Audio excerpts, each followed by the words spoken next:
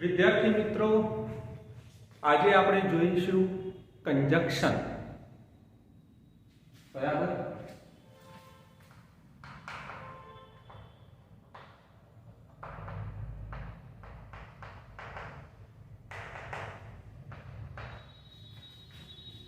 Conjunction એટલે કે સંયોજન. કાયદેસર તો આનો ગુજરાતી મિનિંગ આપણે કરવામાં આવે છે ઉભયાન્વયી અવ્યયો. બરાબર. પણ મેં અહીંયા સંયોજક લખેલું છે એટલા માટે કે આનું કામ છે કંજક્શનનું કાર્ય કયું તો જોડવાનું. હવે કોને જોડે તો એનો નિયમ શું? બે કર્તા, બે કર્મ, બે વિશેષણ કે બે ક્રિયાઓને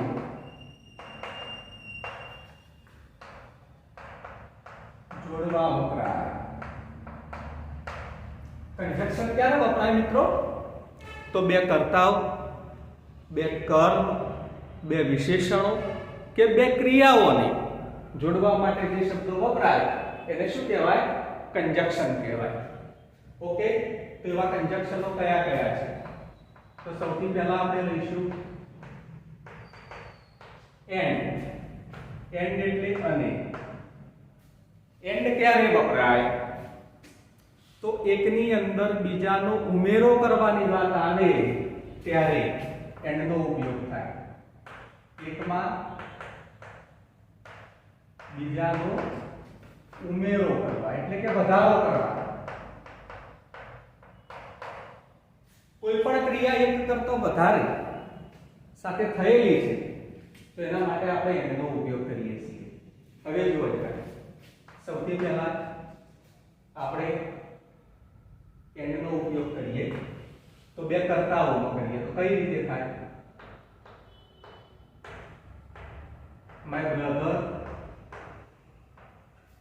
and I went to Goa. હું અને મારો ભાઈ ગોવા ગયા. હવે ઘણા બધા લોકો એવું થિંકિંગ કરે છે sir I and my brother ના લખાય? ના, ગુજરાતીમાં હું અને મારો ભાઈ એમ બોલીએ છીએ પણ ઇંગ્લિશમાં લખવાની સિસ્ટમ એ છે કે પોતાના વિશેની વાત આવતી હોય તો પાછળ દર્શાવવામાં આવે છે. તો આ વાક્ય આ રીતે લખાય માય બ્રધર એન્ડ આઈ. તો અહીંયા જુઓ બે કર્તાઓને જોડ્યા આપણે એન્ડ થી. તો અહીંયા શું જોડ્યું છે આપણે? કર્તા જોડ્યા. બરાબર. બે કર્મની વાત કરીએ. I bought books and pens. મેં પુસ્તકો અને પેનો ખરીદી. તો અહીંયા બે કર્મ જોડાયા. શું જોડાયું મિત્રો?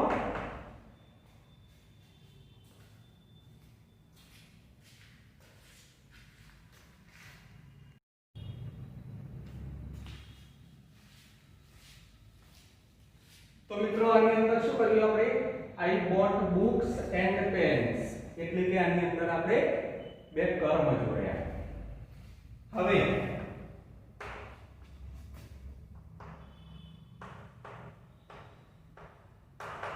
Ramesh is clever and honest. Ramesh ક્લેવર અને પ્રામાણિક છે. તો અહીંયા આપણે શું જોડાયું છે ભાઈ? બે વિશેષણ જોડવામાં આવ્યા છે. આ બંને વિશેષણો છે. રમેશના ગુણ બતાવે છે તો અહીંયા બે વિશેષણ જોડાયા. અને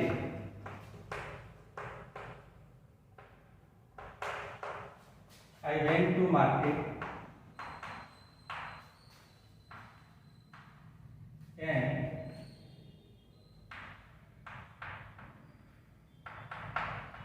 bought some fruits.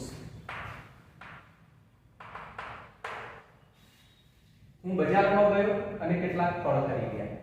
તો આની અંદર જુઓ, આ એક ક્રિયાથી બજારમાં જવાની એની અંદર ખરીદવાની બીજી ક્રિયા ઉમેરાઈ ગઈ, તો અહીંયા બે ક્રિયાઓ ઉમેરાઈ, બરાબર.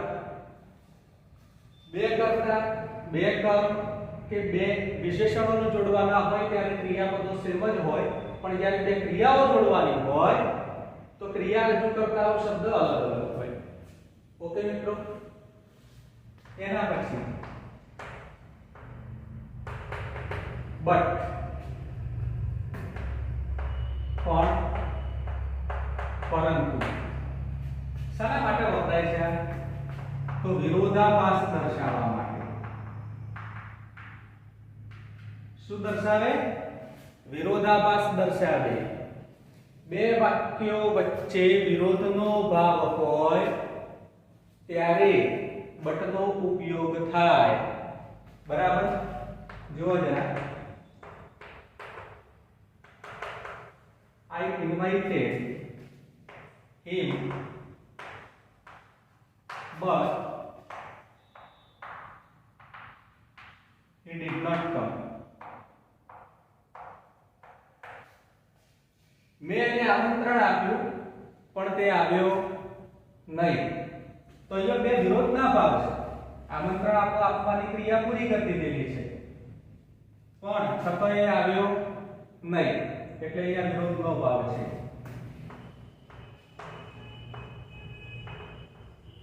અમીષા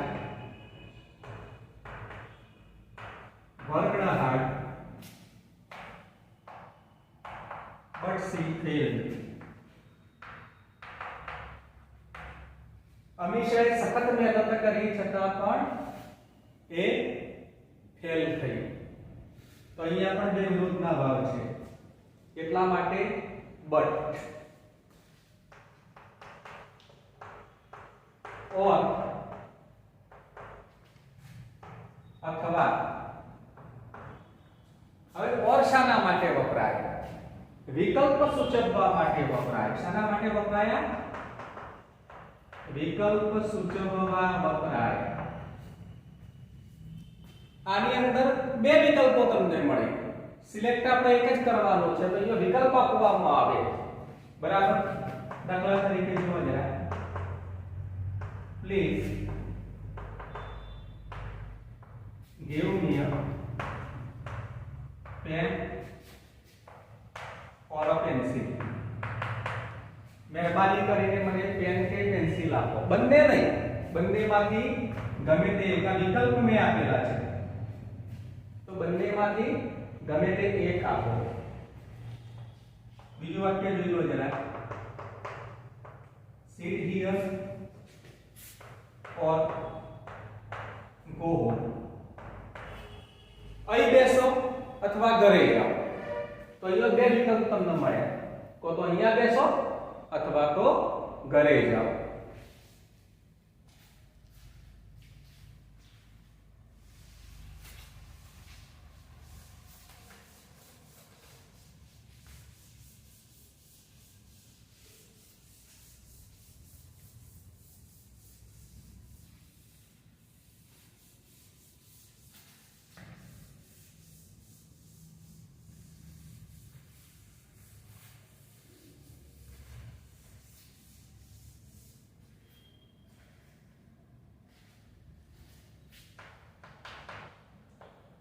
So therefore, એટલે કે તેથી. હવે so અને therefore બંને એકબીજાના બદલે વાપરી શકાય છે. એકબીજાના બદલે વાપરવાથી કોઈ જ ફેર પડતો નથી. શાના માટે વપરાય? તો પરિણામ સૂચવવા માટે વપરાય. શાના માટે વપરાય? પરિણામ સૂચવવા વપરાય. આની અંદર એક વાક્યમાં ક્રિયા થઈ હોય અને બીજા વાક્યની અંદર તેનું પરિણામ મળ્યું હોય. ઓકે, તો જુઓ જરા, પેલું વાક્ય આપણે ફરીથી અહીંયા લઈએ તો Amisha worked hard so he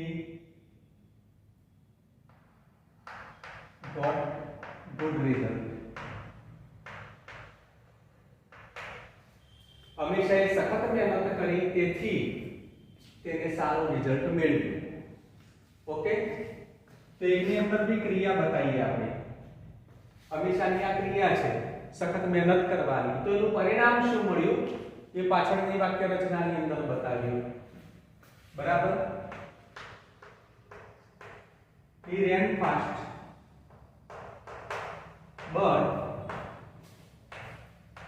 he could not catch the train. તે ઝડપથી દોડ્યો પણ તે ટ્રેન પકડી શક્યો નહીં. તો પહેલામાં એને ક્રિયા તો કરી કઈ ઝડપથી દોડવાની, પણ એને sorry બારી મિત્રો. So he could catch the train. તો એ ઝડપથી દોડ્યો તેથી તે ટ્રેન પકડી શક્યો. ઓકે, તો ઝડપથી દોડવાની એની ક્રિયા કરી પણ તેથી એનું પરિણામ શું મળ્યું કે ટ્રેનને પકડી શક્યો. એના પછી અહીંયા સોની જગ્યાએ ભાઈ તમે ધેરફોર મૂકો તો કોઈ જ ફરક પડતો નથી. ઓકે, એના પછી because કારણ કે. તો because શાના માટે વપરાય છે? કારણ દર્શાવવા માટે વપરાય છે.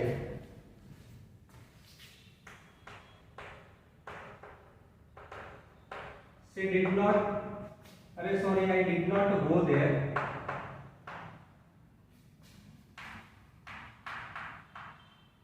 because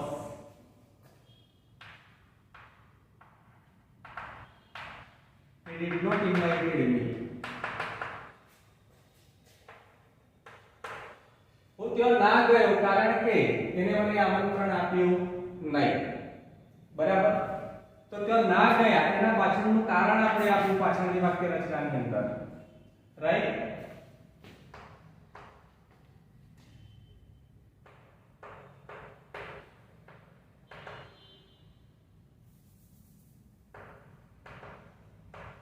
He did not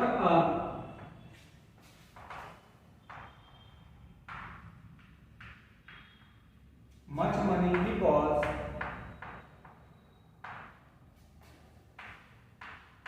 he was idle. એ વધુ પૈસા કમાયો નહીં કારણ કે તે આળસુ હતો. તો પાછળ એનું કારણ આપ્યું છે. આ ક્રિયા કેમ ના થઈ શકી તેનું આ કારણ આપ્યું, કારણ કે એનામાં આળસ હતી. હવે વિપદના જેવો જ એક બીજો શબ્દ છે સિન્સ. સિન્સ એટલે ને કારણે. આ પણ કારણ દર્શાવવા માટે જ વપરાય છે. શાના માટે વપરાય? આ પણ કારણ દર્શાવવા માટે જ વપરાય. પણ because અને since ની અંદર ઉપયોગમાં ફેર છે. કયો ફેર છે? તો because છે વચ્ચે મુકાય છે વાક્યની અંદર, જ્યારે since હંમેશા વાક્યની અંદર શરૂઆતમાં જ મૂકવામાં આવે છે. જુઓ જરા વાક્યો.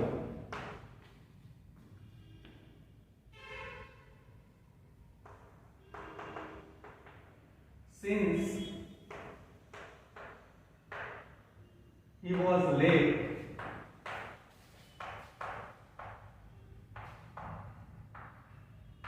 the teacher punished him.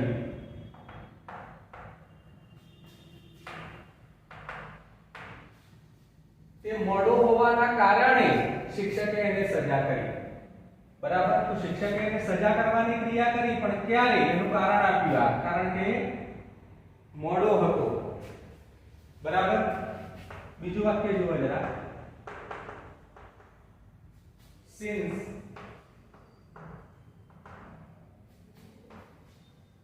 she did not come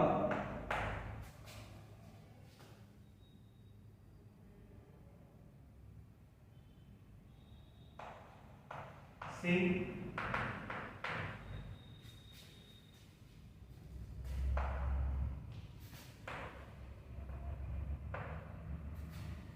missed legal entertainment.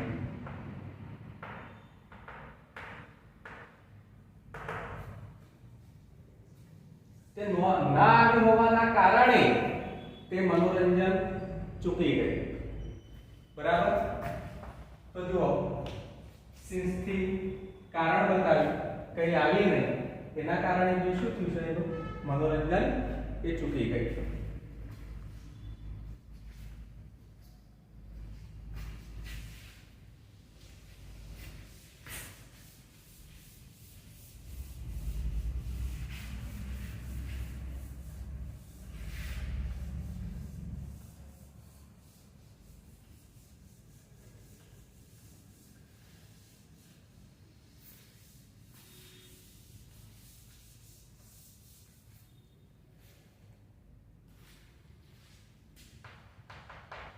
હવે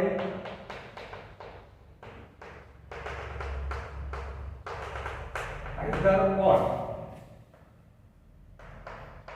આ કે તે કશાના માટે વપરાય નહીં? તો વિકલ્પ સૂચવવા માટે વપરાય. either or એ વિકલ્પ સૂચવવા. કેવો વિકલ્પ? તો બેમાંથી એક વિકલ્પ સ્વીકારવાની વાત આવે ત્યારે. શું? બેમાંથી એક વિકલ્પ સ્વીકારવાની વાત આવે ત્યારે આઈધર ઓર નો ઉપયોગ થાય. ઓકે, કઈ રીતે? તો જોવા જરા.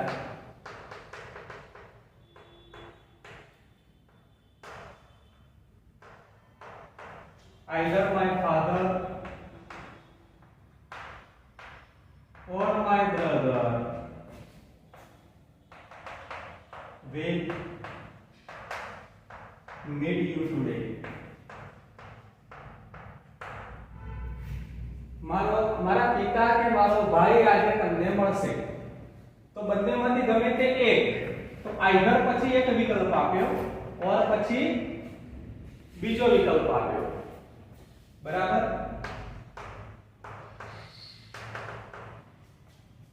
I will read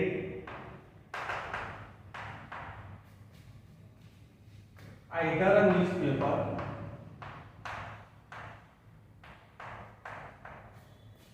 or a story book. હું ન્યૂઝપેપર કે સ્ટોરી બુક વાંચીશ. બંને નહીં, પણ બંનેમાંથી ગમે તે એક. તો આઈધર પછી એક વિકલ્પ ઓર પછી બીજો વિકલ્પ. એ જ રીતે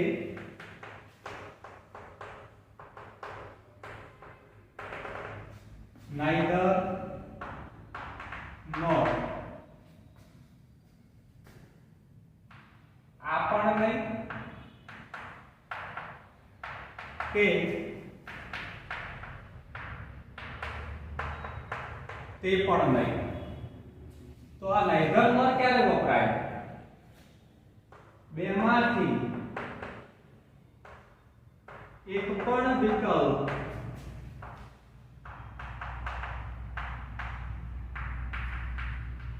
સ્વીકારવાની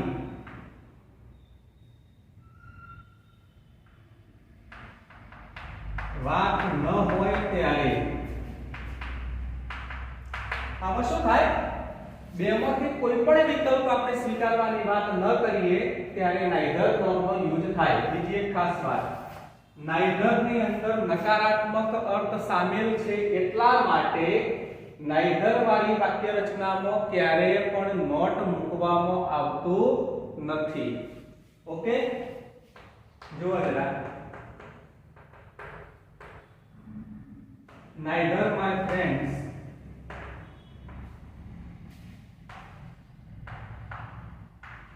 nor my relatives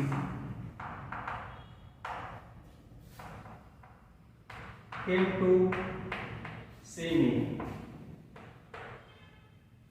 મારા મિત્રો કે મારા સંબંધીઓ મને મળવા આવ્યા નહીં. તો neither પછી એક વિકલ્પ, nor પછી બીજો વિકલ્પ, પણ બંનેમાંથી કોઈ પણ નહીં. બરાબર?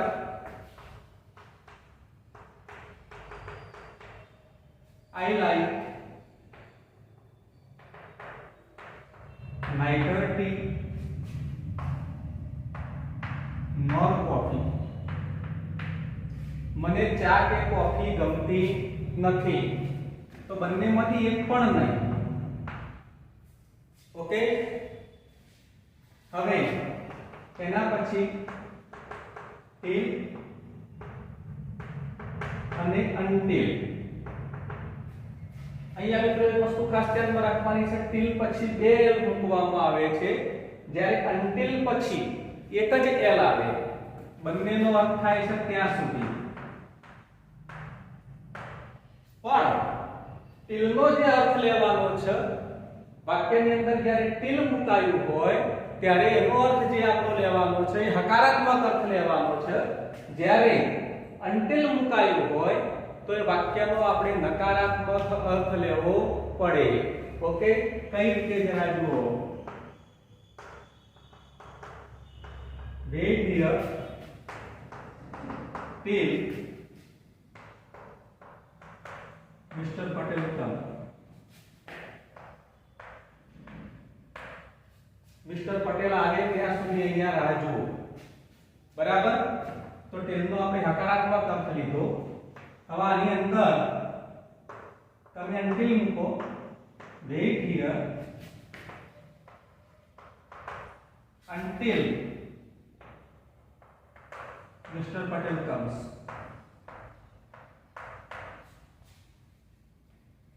મિસ્ટર પટેલ ન આવે ત્યાં સુધી અહીં રાહ જુઓ. તો અહીંયા till મૂક્યું હતું, અહીંયા આપણે until મૂક્યું. till મૂક્યું ત્યારે આપણે હકારાત્મક અર્થ લીધો, until મૂક્યું એટલે આપણે નકારાત્મક અર્થ લીધો. ઓકે મિત્રો, આપણા કંજક્શનો પૂરા થયા છે. હવે આપણે શું કરવાનું છે, દરેકના 4-5 વાક્યો ઘરે પ્રેક્ટિસ કરીને બનાવી લેવાના. ઓકે.